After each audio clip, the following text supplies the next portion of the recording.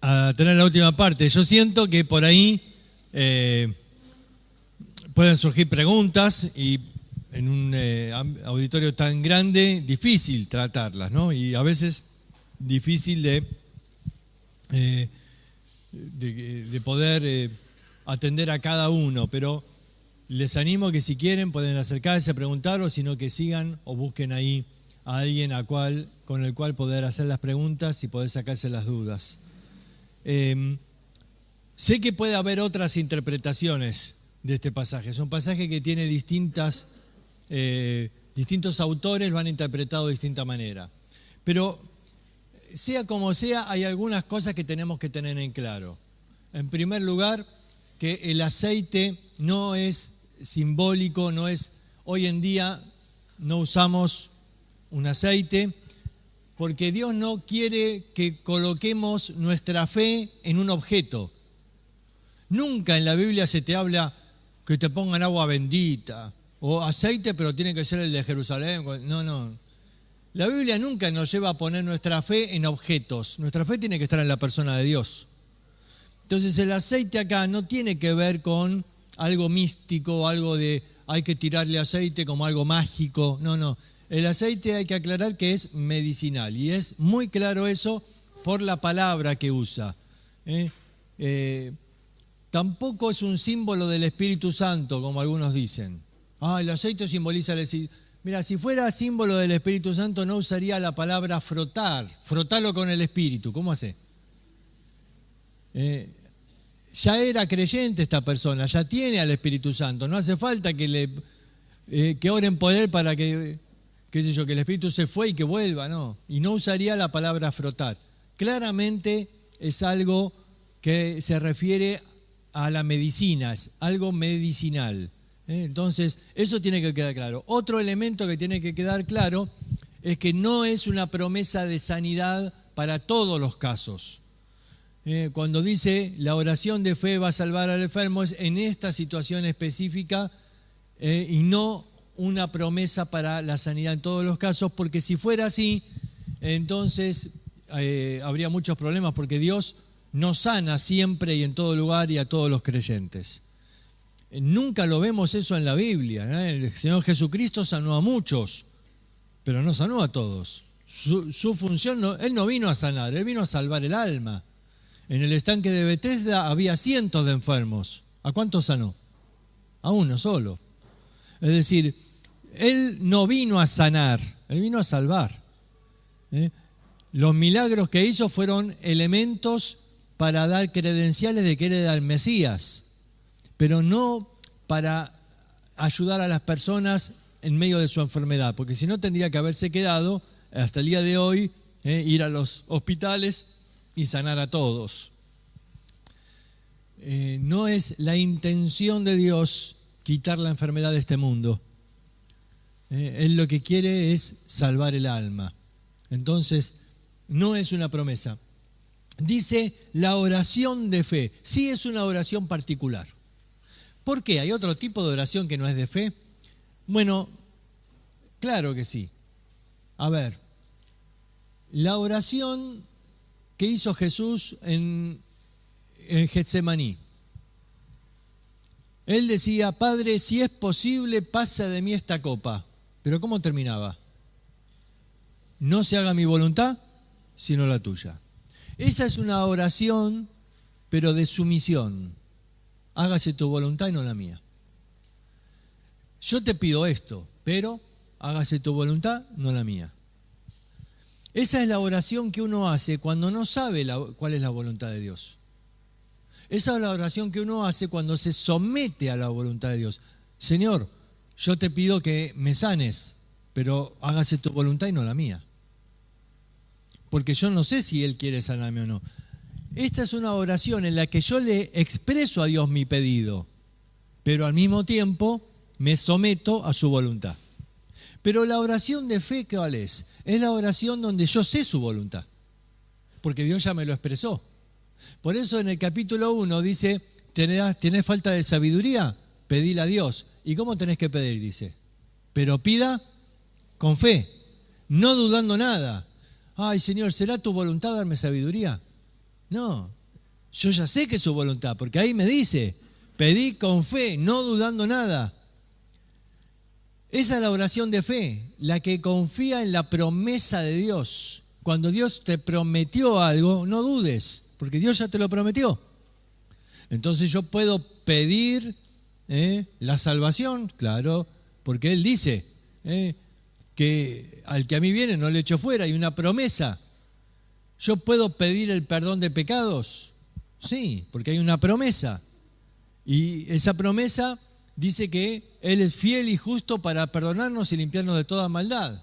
Entonces yo puedo pedir con fe que Él me perdone y me limpie. Sí, claro que sí, pedir con fe. Esa oración de fe va a levantar al enfermo. Esta palabra levantar habla de restauración. Hay una restauración.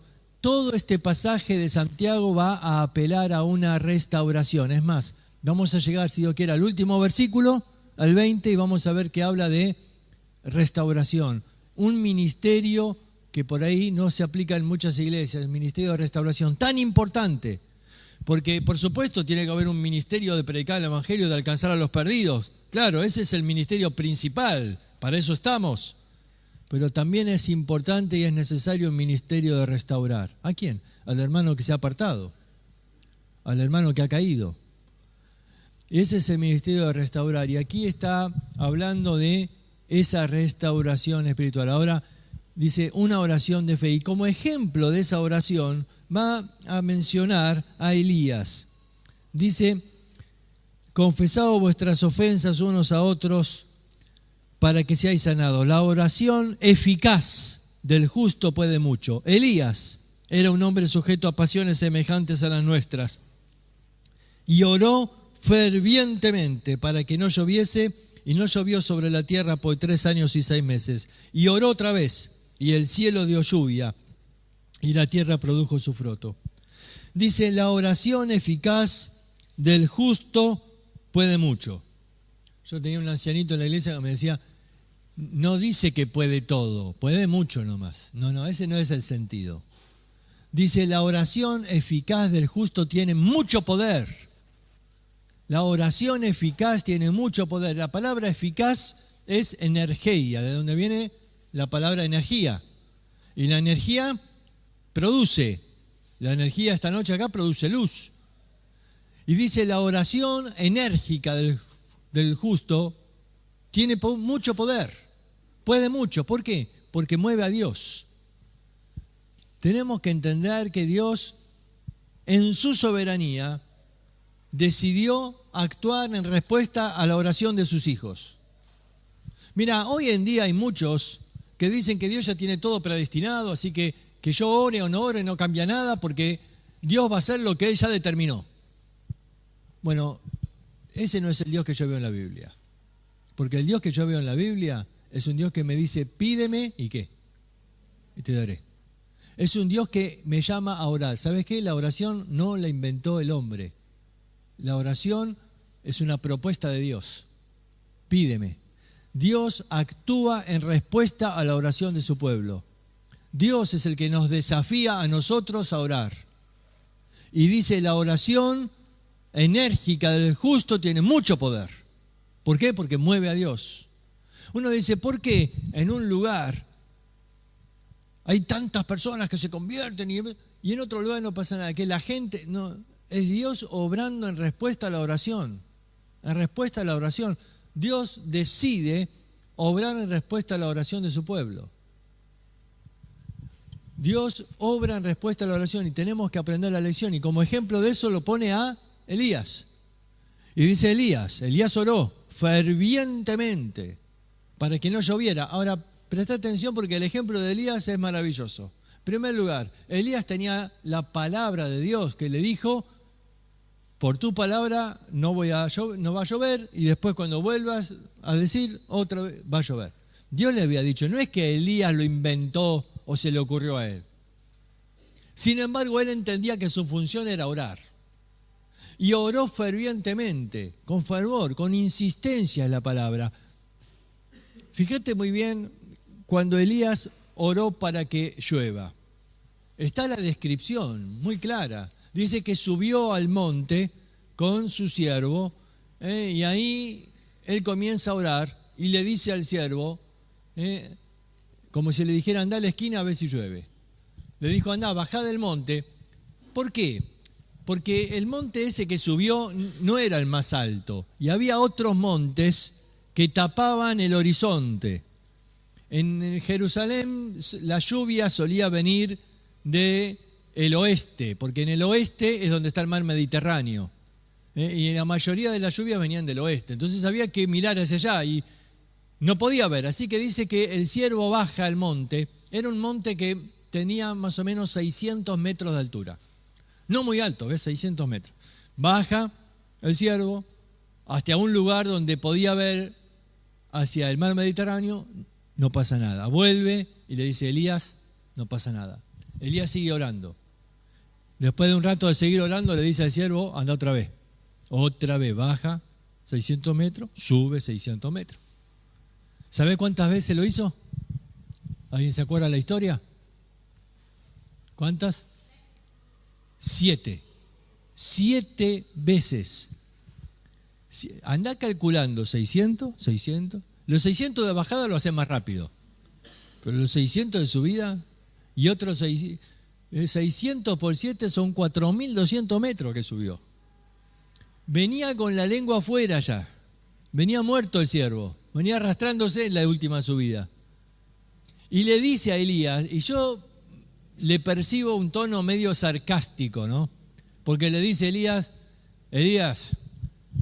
allá en el horizonte veo una nubecita del tamaño de un palmo. Un palmo es una nubecita así, allá en el horizonte. Seguí orando que quizá dentro de 4.500 veces más que bajo y sube, por ahí llueve. Pero Elías dice, no, ya está. Esa nube, suficiente. Ahora le dice al siervo, había que ser siervo de Elías, le dice al siervo ahora, andá a avisarle a Acab que abra el paraguas, porque llueve, se viene la lluvia. Y va el siervo, y cuando está llegando a Acab ya se largaba la lluvia. Ahora, ¿qué es la lección? Elías tenía la promesa de Dios. ¿Para qué oró tanto? ¿Para qué oró 7 veces? ¿Para qué oró con tanta insistencia? Él ya tenía la promesa de Dios. Todo lo que quieras. Pero mi función, ¿cuál era? Decía Elías. Orar. Dios que haga lo que quiera, pero Él me dijo que yo tengo que orar. Mi función es orar. Mira, la lección es oró fervientemente. La palabra fervir viene de hervir, una oración intensa, una oración como de algo que, como el agua que está hirviendo, una oración ferviente. Hoy creo que estamos muy llenos de oraciones muy frías, oramos porque sabemos que hay que orar, pero la verdad, si oramos bien y si no oramos, bueno, no importa. Oramos sin ese fervor, oramos a veces una oración muy de la mente, Señor, te pido por fulano, agarro la listita, ¿viste? Por esto. ¿Pensás que sirve de algo todo eso? Porque la oración no es mágica, no es repetir unas palabras, ¿viste? Como los católicos, ¿no? Que repiten ahí. No es como tipo brujería, que si yo repito el hechizo, ¡puf!, se hace el milagro. No funciona así la oración. La oración es la intercesión, es el clamor, es el ruego. Ahí es donde uno vuelca delante de Dios el corazón y ruega. Y acá habla de esa oración de fe, esa oración que confía en la promesa de Dios y clama a Dios. Y uno dice, pero ¿y si Dios va a hacer su voluntad? Su voluntad es responder tu oración. Si no oro, Dios no hace. ¿Por qué? Porque por ahí lo hace igual, si es lo que Él quiere. ¿Sí? Dios es soberano y hace lo que quiere. Pero muchas veces Dios no actúa porque no oramos. Y porque Dios está diciendo, como el padre ese que vimos en el ejemplo, está de brazo cruzado diciendo, está esperando que oremos. Y el ejemplo de Elías es un ejemplo que nos lleva a entender este concepto, el concepto de orar y de orar fervientemente, aún teniendo la promesa de Dios. Es esa oración ferviente que tiene mucho poder. Termina el versículo 19 y 20. Hermanos, si alguno de entre vosotros se ha extraviado de la verdad y alguno le hace volver, sepa que el que haga volver al pecador del error de su camino, salvará de muerte un alma y cubrirá multitud de pecados. Aquí está apelando Santiago a un ministerio de restauración. Santiago era un pastor. Él era un pastor. Se lo conocía como el hombre de rodillas de camello. Algunos dicen por el tiempo que pasaba de rodillas delante de Dios. Y él era un pastor, él se interesaba en las personas. Y aquel se extravió y Santiago dice, no, y no te duele que se haya extraviado. Y se fue, anda a buscarlo. Anda a buscarlo. Si alguno le hace volver, salvará de muerte un alma y cubrirá multitud de pecados. Uno dice, ¿qué se refiere salvará de muerte? Bueno, puede ser varias cosas, no es muy claro esto. Podría ser de muerte física, porque siguiendo el concepto antes de que podía estar enfermo, ¿te acordás lo de 1 Corintios? Algunos duermen. Quizás si está enfermo y está apartado y no se arrepiente, quizás lo salvo de esa muerte, de la muerte física. Quizás de la muerte en cuanto a la falta de comunión, porque está separado de los hermanos. O aún podría ser que hasta no sea un verdadero creyente por lo del capítulo 2, que era alguien que decía tener fe. ¿Se acuerdan del capítulo 2? Si alguno dice que tiene fe. Y quizás era alguien que dijo tener fe. Y de todas maneras, no importa esto, porque de todas maneras tengo que ir a buscarlo igual. Y tengo que tratar de traerlo de vuelta igual. Y si no era salvo, por ahí se convierte en ese momento. Y si lo era, lo puedo restaurar. Y este es el ministerio que llama Santiago. Alguno se ha extraviado de la verdad. Estaba en la verdad, estaba en el camino, pero se extravió. ¿Por qué? Por tantas razones. Por tantas razones. ¿Cuántos hay que se han extraviado de la verdad? Alguno por su pecado, alguno por el pecado de otro, porque se sintió ofendido, herido. Y algunos reaccionan de distinta manera. Y algunos se sintió herido y se sintió avergonzado y por ahí no quiere volver. Hay muchas razones, quizás decepcionado, se sintió mal. Pero dice, si alguno se ha extraviado de la verdad, no dice el por qué, pero se ha extraviado. Y nuestra misión es hacerle volver. Tenés que saber que el que le hace volver salva de muerte un alma y cubrirá multitud de pecados. Esta expresión cubrir era lo que los judíos hablaban para el perdón. En el Antiguo Testamento el perdón era cubrir el pecado. Cubrirá multitud de pecados en el sentido que se van a perdonar muchos pecados. ¿Por qué? Porque cuando traigas de vuelta a esta persona, se van a confesar y se van a perdonar y se van a restaurar tantas cosas. Miren, todos somos llamados a ser parte en este ministerio de restauración. Hay tantas personas que se han extraviado, tantos que en algún año, alguna vez han estado aquí en la congregación, pero quién sabe, por distintas causas, hoy no están. Hoy no están. ¿Vos podés pensar en alguno de ellos hoy? Quizás el Señor quiere que esta semana lo busques. Que te acerques simplemente para decirle, ¿sabés cómo te extrañé en la iglesia el otro día?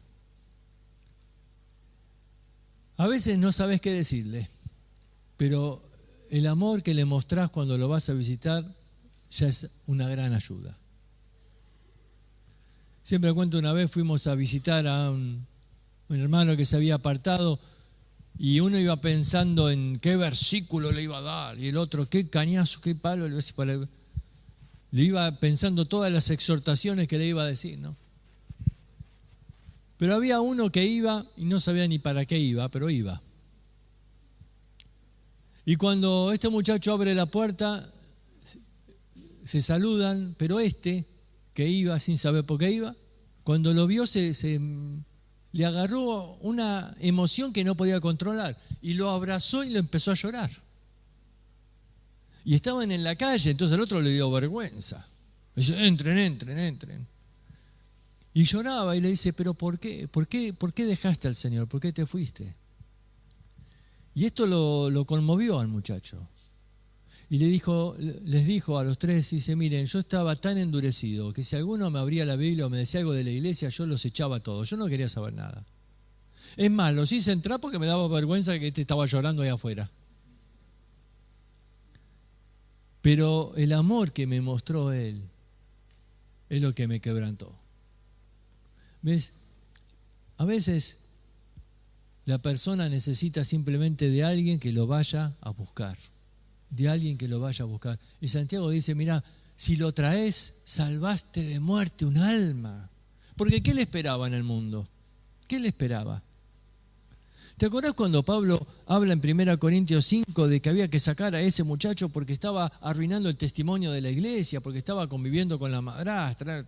Terrible, una vergüenza. Dice, hay que sacarlo porque la gente murmura y habla mal de la iglesia. Hay que sacarlo. ¿Para qué? Dice, para destrucción de la carne. Su espíritu, dice, va a ser salvo el día posterior. Es decir, la salvación no se pierde. Si es salvo, va a ser salvo. Pero en el mundo, ¿qué puede esperar? La destrucción de la carne.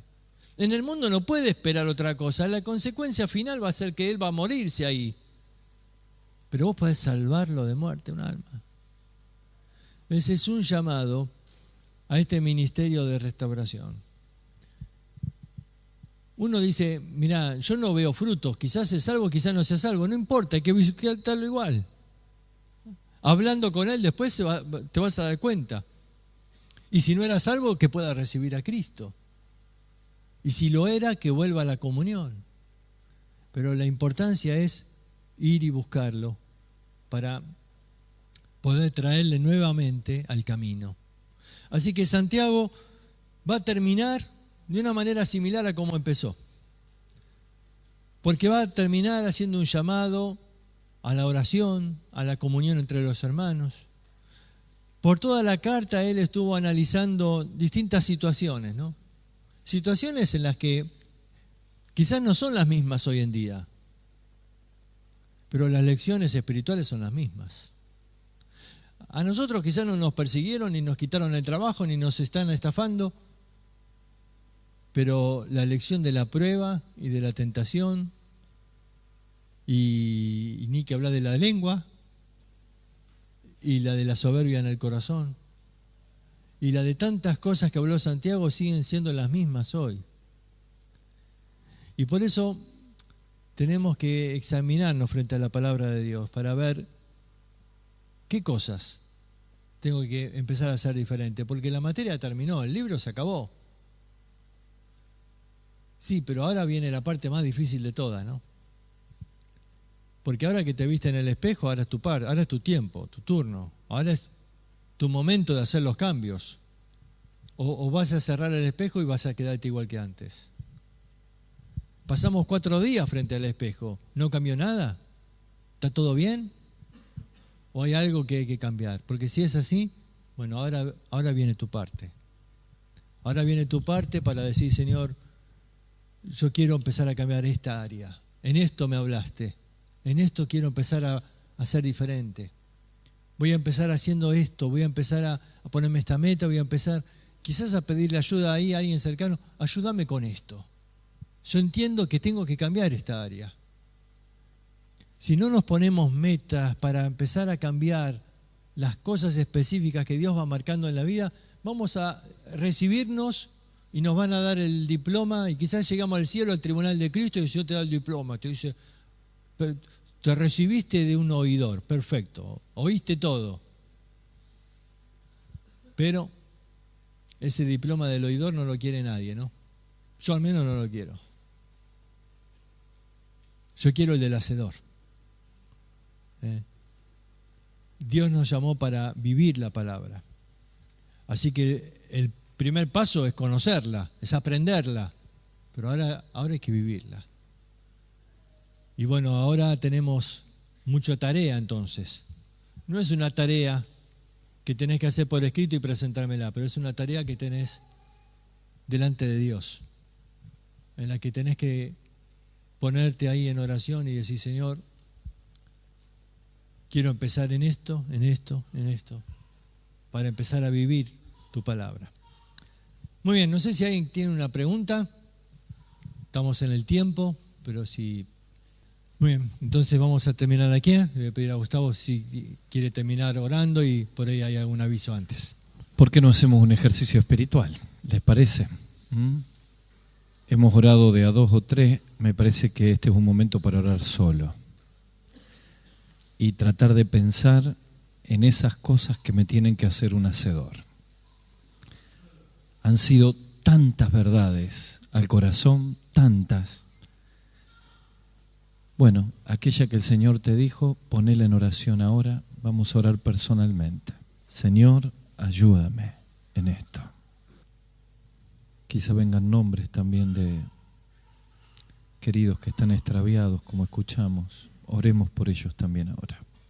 Señor, te damos gracias de todo corazón por tu palabra, porque me hablaste, nos hablaste. Han sido 4 días de terapia intensiva y estamos felices de sentir el bisturí de tu espíritu en nuestra alma. Te pido una bendición por todos nosotros, Señor, para que podamos practicar, corregir, decidir en cada cosa que nos has mostrado. Una vez más te pedimos perdón por nuestros pecados. Perdónanos, Señor. Y te pedimos una bendición muy especial para Daniel y para Sandra. Gracias por sus vidas. Oramos por el Instituto Bíblico, por todos los chicos que están estudiando allí. Oramos por la OGEA que va a haber este fin de semana aquí y en Buenos Aires, para que tu bendición se manifieste una vez más. Y Señor, clamamos por una bendición especial para cada creyente que está aquí, cada familia, cada carga. Anhelamos ser personas de fe, como hemos escuchado en este tiempo. Te adoramos, Señor, por todo lo vivido. Oramos en el nombre del Señor Jesús. Amén. Cambios. O vas a cerrar el espejo y vas a quedarte igual que antes. Pasamos 4 días frente al espejo. ¿No cambió nada? ¿Está todo bien? ¿O hay algo que hay que cambiar? Porque si es así, bueno, ahora viene tu parte. Ahora viene tu parte para decir, Señor, yo quiero empezar a cambiar esta área. En esto me hablaste.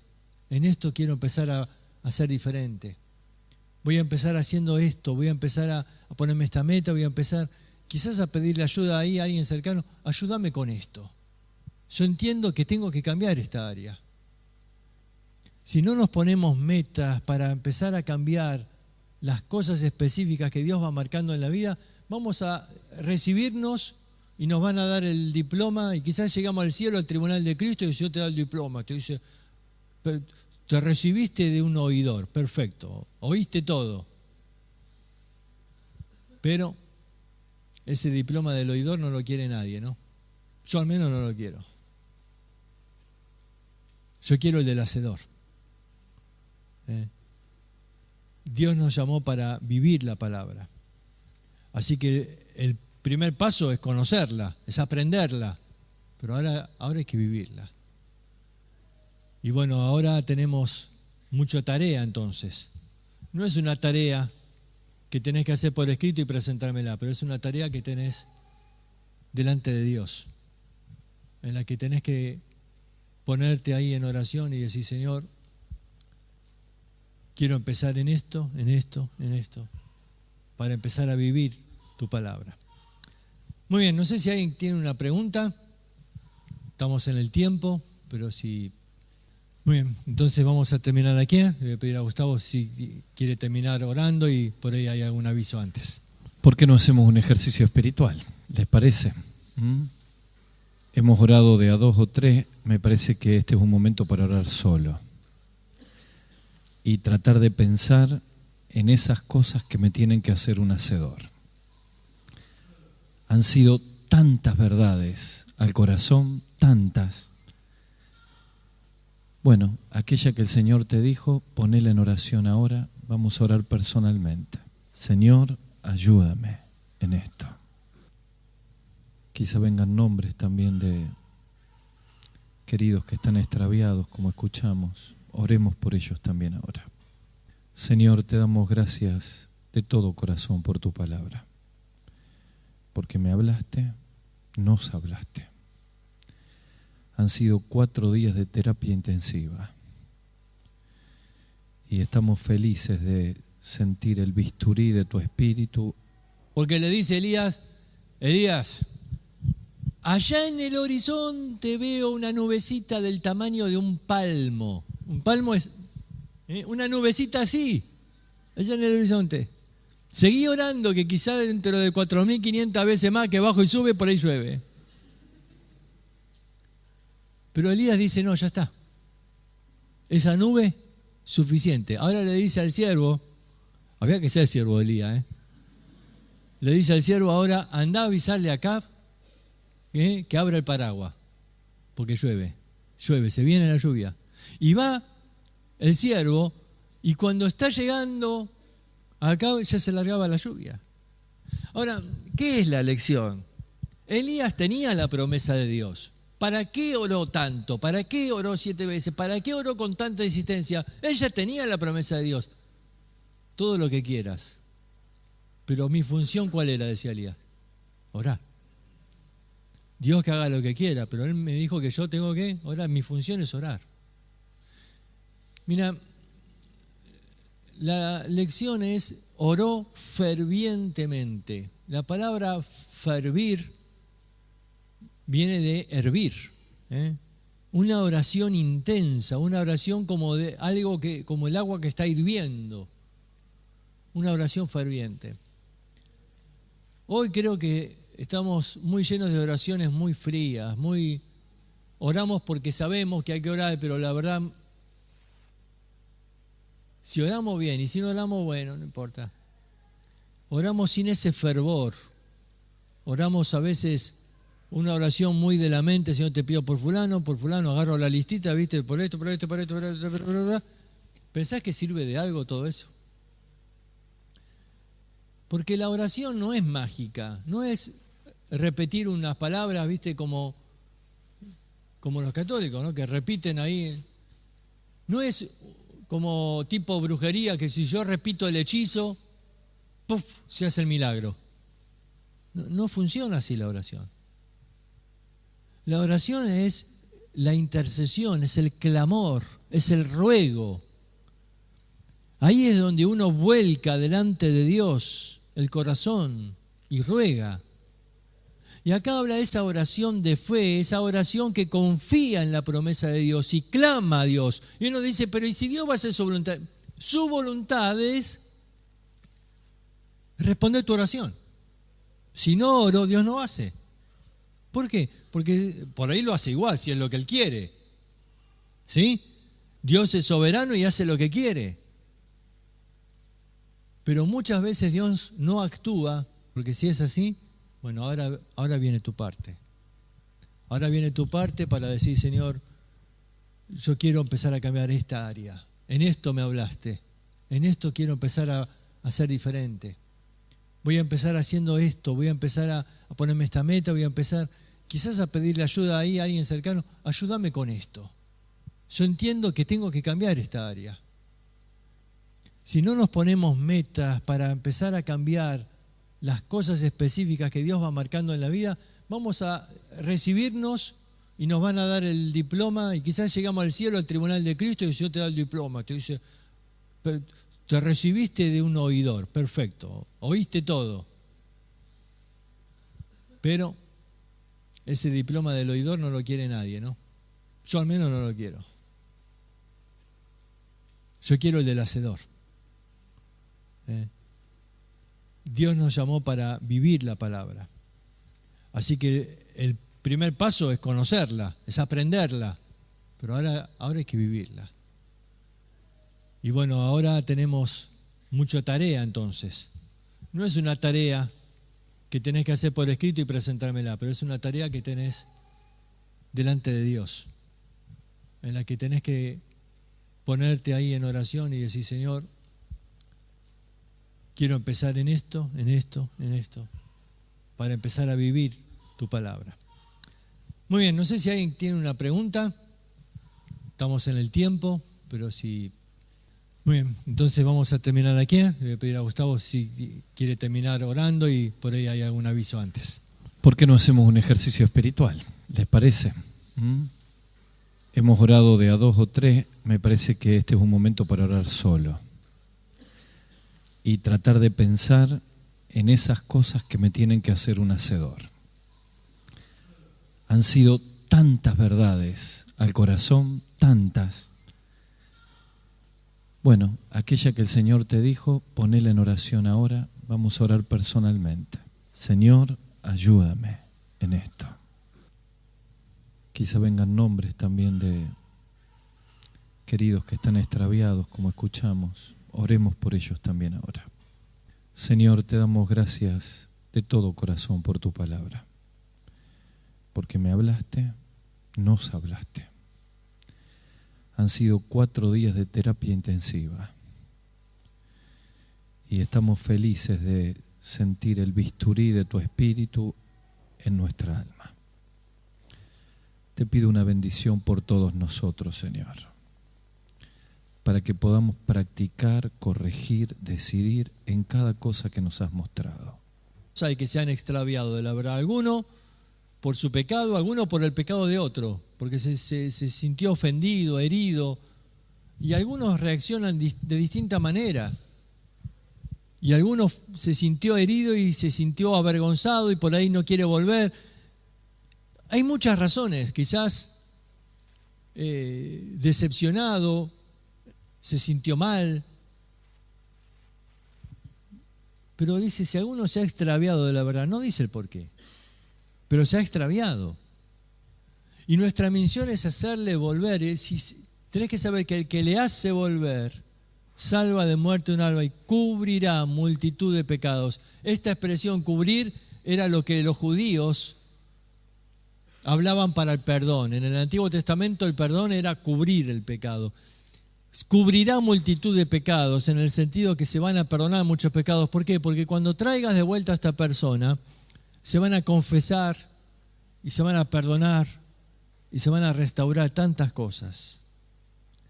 Miren, todos somos llamados a ser parte en este ministerio de restauración.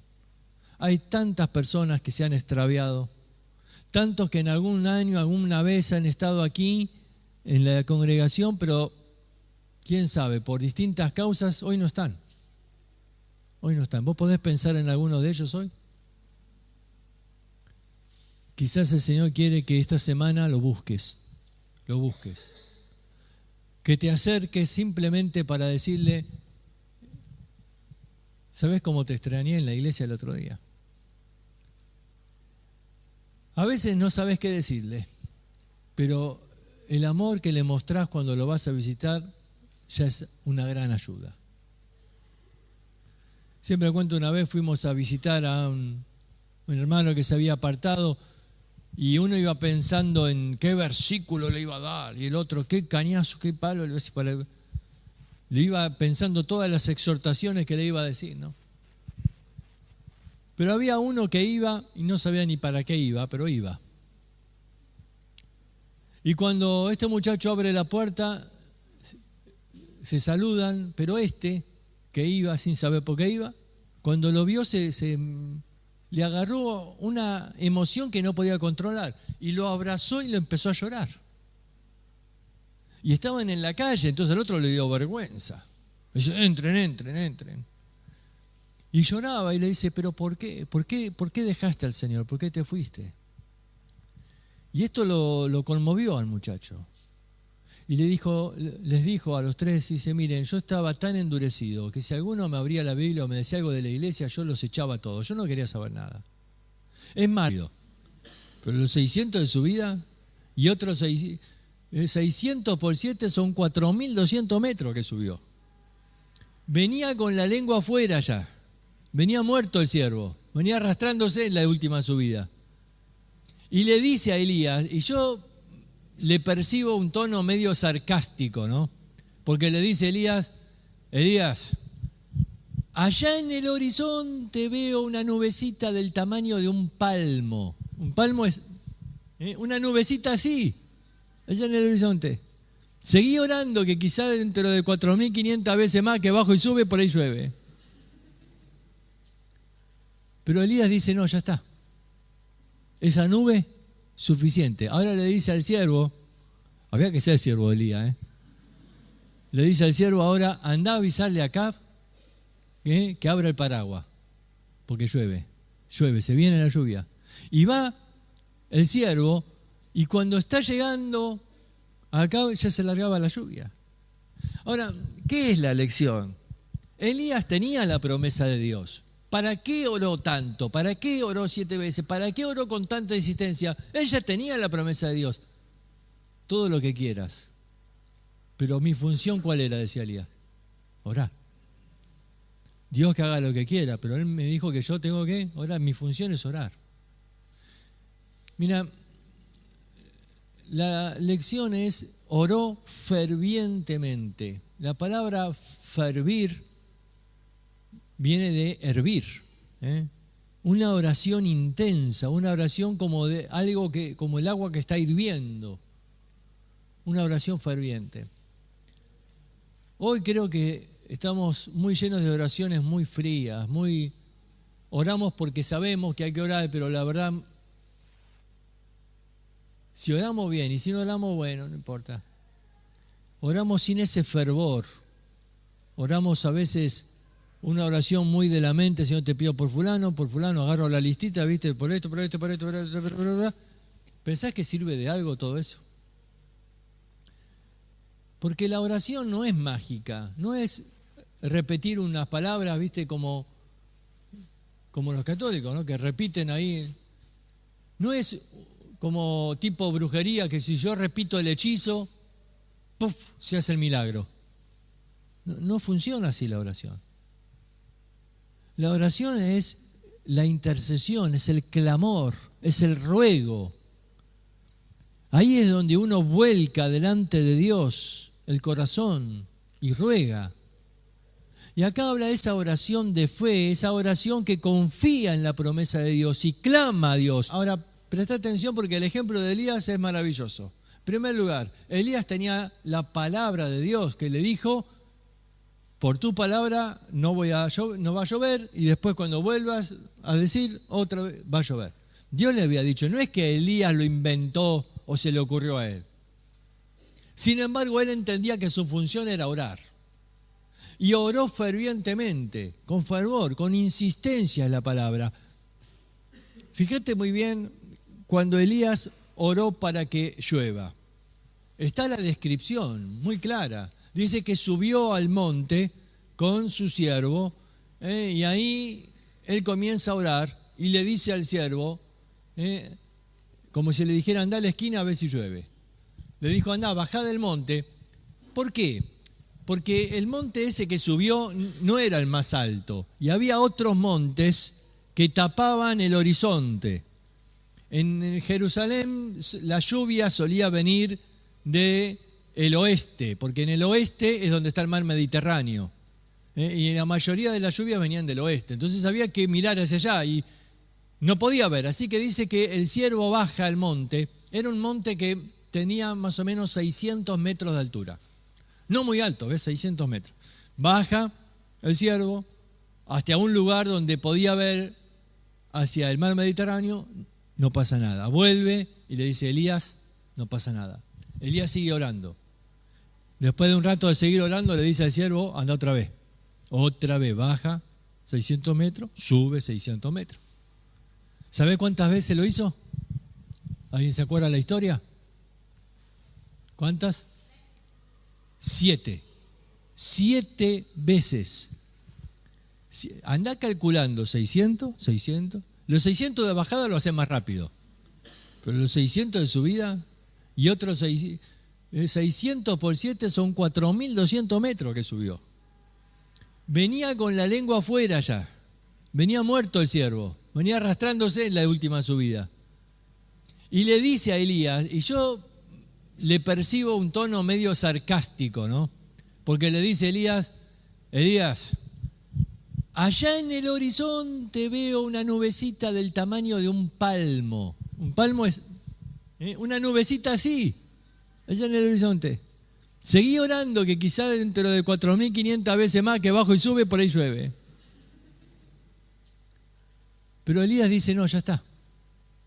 Esa nube, suficiente. Ahora le dice al siervo, había que ser siervo de Elías, le dice al siervo ahora, andá a avisarle a Acab que abra el paraguas, porque llueve, se viene la lluvia. ¿Sabés cómo te extrañé en la iglesia el otro día?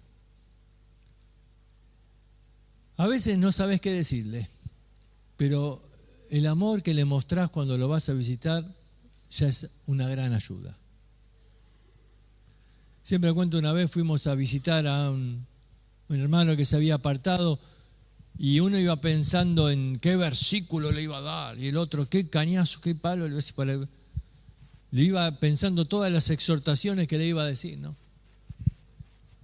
Pero había uno que iba y no sabía ni para qué iba, pero iba.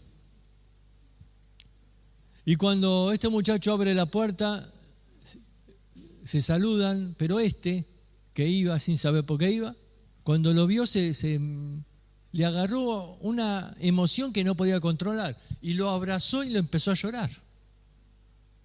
Y estaban en la calle, entonces el otro le dio vergüenza.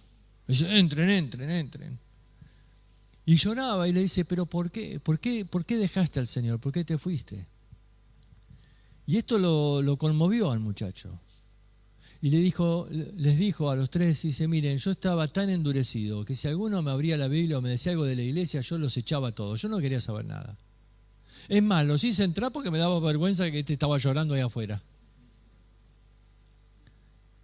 Pero el amor que me mostró él es lo que me quebrantó.